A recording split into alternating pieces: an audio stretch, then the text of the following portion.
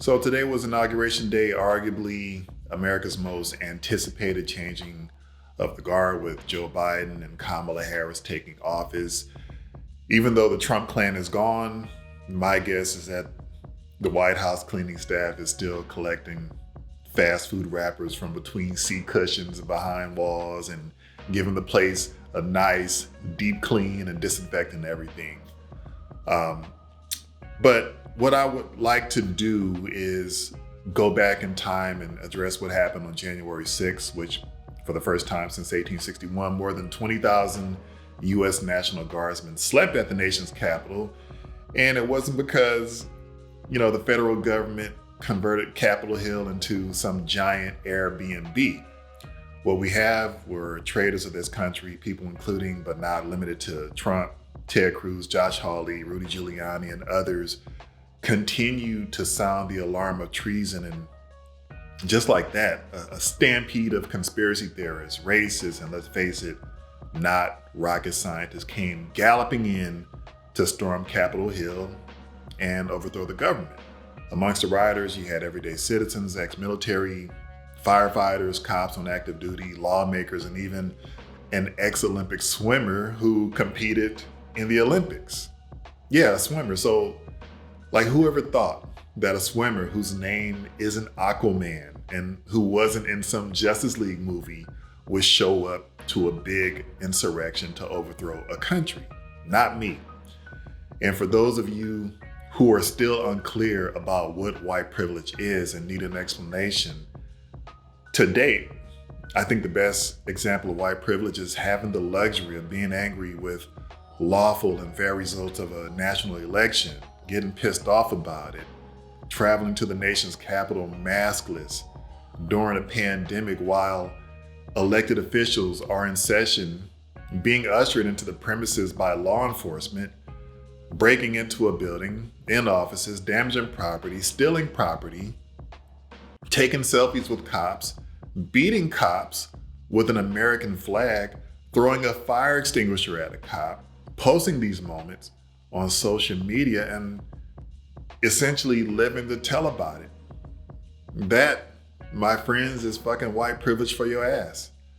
I submit there should never be a written definition for the phrase white privilege. What I think should happen instead is there should be only a video link that take people to this footage of that disgraceful day's events. Because if thousands of people that look like me, a black man, or maybe some Latinos or Arabs or Middle Easterners, stormed the Capitol with the express purpose of overthrowing the government, you would have seen a fucking bloodbath with many people dying at the hands of snipers, soldiers dropping in from everywhere like it was some video game simulation.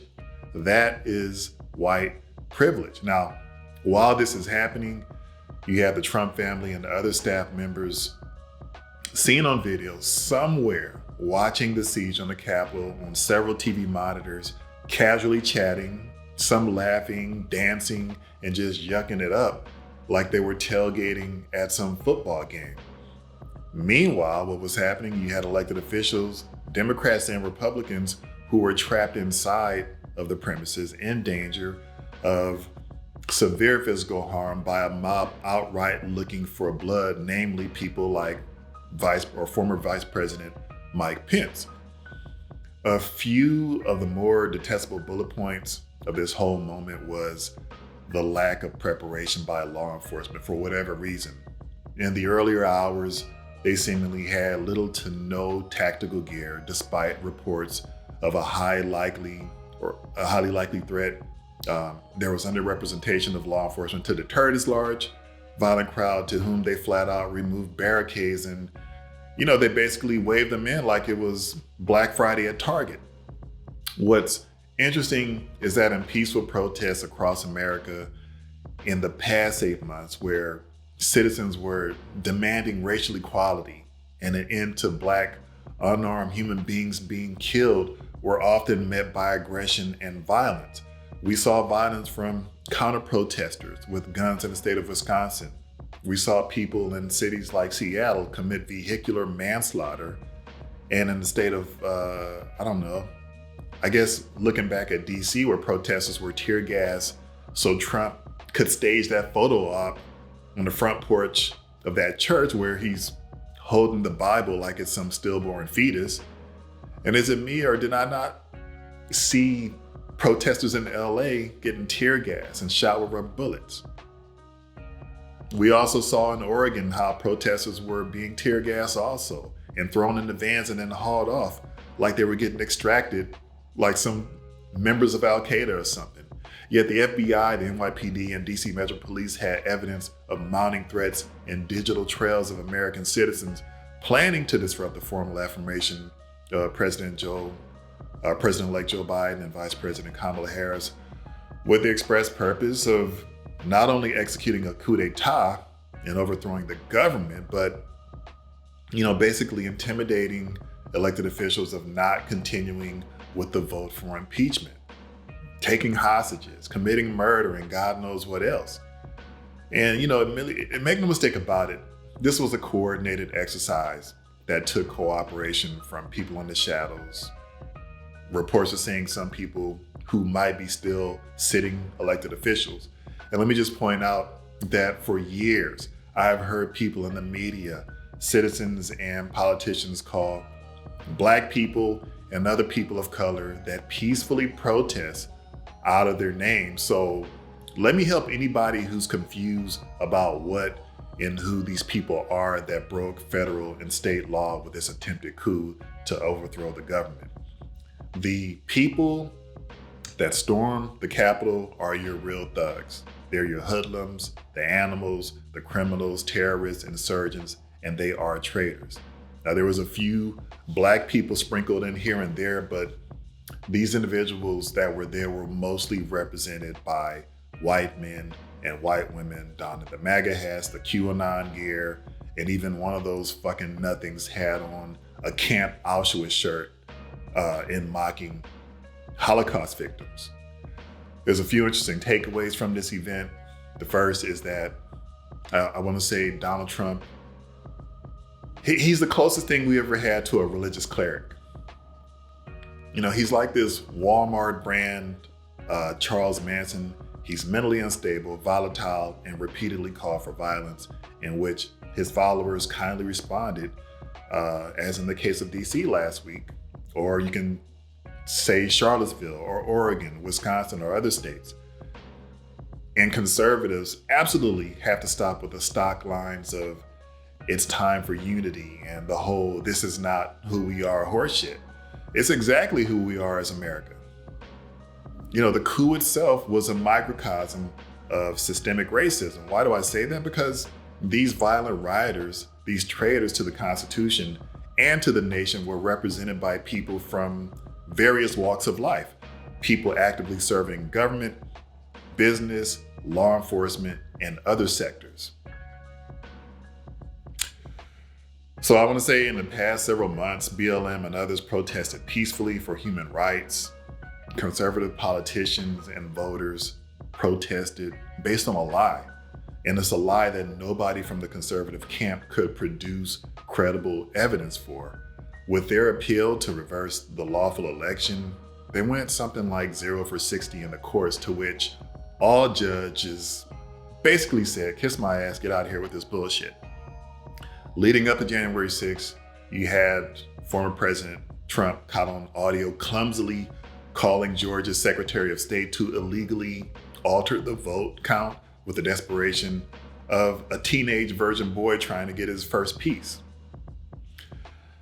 Make no mistake about it, the relationship between Trump and his enablers is symbiotic, meaning that they both benefited from one another. Trump gave them an excuse to wear an ugly-ass red baseball cap, a hall pass to be violent, raging racist assholes with an imaginary sense of racial superiority and an inflated confidence that they didn't earn. In return, the people gave Donald Trump, a man wildly unqualified for the job to be president, they gave him a 4-year protective hedge to commit treasonous acts, enrich his family, incite violence and division, and endanger American lives with the abysmal COVID response. Coincidentally, on that day, I think nearly 4,000 people or 4,000 Americans died from the virus. But if I had to pick a loser in that relationship, it's more or less the Trump supporters, because a lot of those people straight got pimped. And sure, his legal and financial woes will probably start heating up very soon, but until then, whatever McDonald's is near his Florida home is about to enjoy like a big spike in revenue from all of his stress eating. One of the last things he did on the top, or I guess a long list of misdeeds, was to ramp up the lie about a fraudulent election, then persuade supporters to donate somewhere in the neighborhood of $500 million to, quote, stop the steal. To add insult to injury, he pardoned Steve Bannon, who was also defrauding donors out of millions of dollars to build a border wall that still isn't built. And let's not forget that he outright lied about the coronavirus, and those 400,000 plus poor souls that died, lots of them were Republicans. And for the GOP politicians, they will forever have a stain on their reputations with unforeseen consequences. Donald Trump isn't a good pimp, but he's an effective pimp for the weak-minded and the disillusioned and some mentally challenged. And I don't want to glamorize pimp culture, but at least a good pimp will tell convincing lies, occasionally share a good meal, get you a nice outfit, get you some jewelry, a place to stay. But in this case, for 4 years, these people stood on America's figurative corners, selling body and soul, and all they're getting is added to a no-fly list, some jail time, less money, excluding the ultra-wealthy, and this illusion that they're somehow superior and smarter than people that look like me, even though many of us were at home observing the pandemic while some of those other people created a digital trail where they openly talked about overthrowing the government on social media, then flew to DC and vandalized the nation's capital on camera with a lot of evidence left in the wake. And if you happen to be one of these cops and a Trump supporter, you got played too, because the thin presence of reinforcements was by design and your life was at risk. Further to that, people who screamed Blue Lives Matter for the last several months essentially illustrated the opposite. It was just talk. These rioters, those terrorists, showed that your lives didn't matter as nearly as much, and that's a shame. And if you were an elected official, particularly a Republican, and you happened to be at the Capitol on that day, you got played, because the very people that he dog whistled to incite and carry out violence would have come after you if they could have, and they would have got you. Earlier in that day, this guy said something like, we're going to go down there and I'll be right there with you, only to flake and not show up. But he did manage to watch the festivities from the comfort of some indoor building where, while you guys were still barricaded and probably scared shitless. Trump conned his voters into thinking that he cares about them and that this country, it's in exchange for his vote. I don't know, man. I'm still perplexed by that. He's basically a mastermind of a bank heist that rounds up the guys, get them all fired up about money, and when he hears gunfire from inside the bank, he pulls off with a getaway car, leaving the crew behind to fend for themselves and deal with the cops while he's at McDonald's getting a fucking number 5 meal. These people, some of which whom have died at the Capitol and others whom are still being identified by the FBI and local law enforcement, are going to jail, and there will be no presidential pardons based on, what the legal experts had said. Trump can't help them. He's in Florida, probably somewhere popping English muffins or English McMuffins in his mouth like fucking Tic Tacs. I promise that's my last food joke. But as convicted felons, they may lose the right to vote or possess firearms, or, maybe it affects job security. I don't see how this is a fair trade-off from a guy that doesn't care about anybody not named Donald Trump, let alone some poor and middle-class white voters. And for you poor and middle-class white voters or supporters, if you think I'm bullshitting, Name one Trump-owned restaurant, a hotel, an amusement park, or even an affordable clothing line, even a food truck that is catered for your income and your lifestyle. And for any bad cops that were there and or watching, do you now see why it's important to defend the law equally? Do you understand that the chances are that these criminals watch how heavy-handed you were with Black people and other people of color? And my guess is that they had one big takeaway. And that takeaway was, as white people, we clearly have a lot more leeway and can get away with a lot more. And in my estimation, what was happening, or what has happened, is that it further emboldened them to the point where your badges and your authority mean nothing. Not when they have their body armor and assault rifles and body-piercing bullets.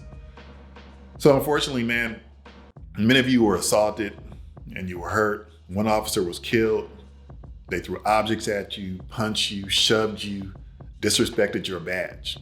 The sad irony is that these rioters were caught on video beating officers with that American flag. Again, I can't get that out of my head. And don't get me wrong, like as a much younger man, I've been scared many times as, I run or avoided small mobs of individuals threatening myself and others with violence. I can only imagine the danger you felt while looking in the eyes of angry rioters who, know that they have support of thousands of people who are like-minded, and they would basically have their backs if something went down. My bigger message to white people, whether you are in law enforcement, government, perhaps a citizen or whatever, is this. Like Malcolm X once said, this is a case of the chickens coming home to roost. So many of you were silent and complicit in the racial inequality and injustice. And on January 6th, you found yourselves barricaded from an angry, violent mob that was looking for you so they could detain, try, and physically harm you regardless of your political affiliation and regardless of your position as law enforcement officers. Go back and watch the video and listen to some of the comments. A lot of quotables out there. They're saying things like, they're all traitors, hang their heads on pikes. Death is the remedy.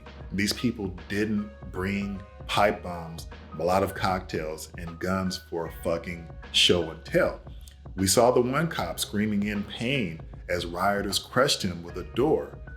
As another cop was assaulted, rioters screamed, "Kill him with his own gun," to which this guy replied, "I have children." I mean, it's fucking heartbreaking. And if you're not up on your American history and you don't think this can get worse, Google the name Timothy McVeigh for a refresher of how radicalized and how dangerous people can get when they're pissed off with the government. You will be educated of the bomb this guy planted that killed 168 people in an Oklahoma federal building back in 1995. We really have to stop underestimating the effects of violence and downplaying the severity of how it changes lives. That may be partially why the criminals who took part in the attempted coup, the riotous siege on Capitol Hill, are now backpedaling on their rhetoric and hate speech now that charges are being mounted. They're finding out that they're not as tough as they thought. Only some of us are smart enough and self-aware enough to know that. Ask that software CEO or the former Olympian or that realtor whom are very regretful of their actions, embarrassed and facing jail time, or at least they appear to be. What needs to happen now is the continued investigation of everybody involved in the failed coup attempt. And I'm talking about citizens, government employees, law enforcement, elected officials, including Trump himself now that he's out of the White House. These people need to be held accountable just in case anybody ever flirts with the idea of another coup. And based on the way people are behaving, I'm not convinced there won't be another attempt in some form. But there's nothing like lawfully making examples of traitors to discourage them from this kind of behavior. And please stop with the fucking pleas of us needing to unify and move forward. Like, yeah, we can do that just as soon as criminals are legally held accountable and serious reform is put in its place.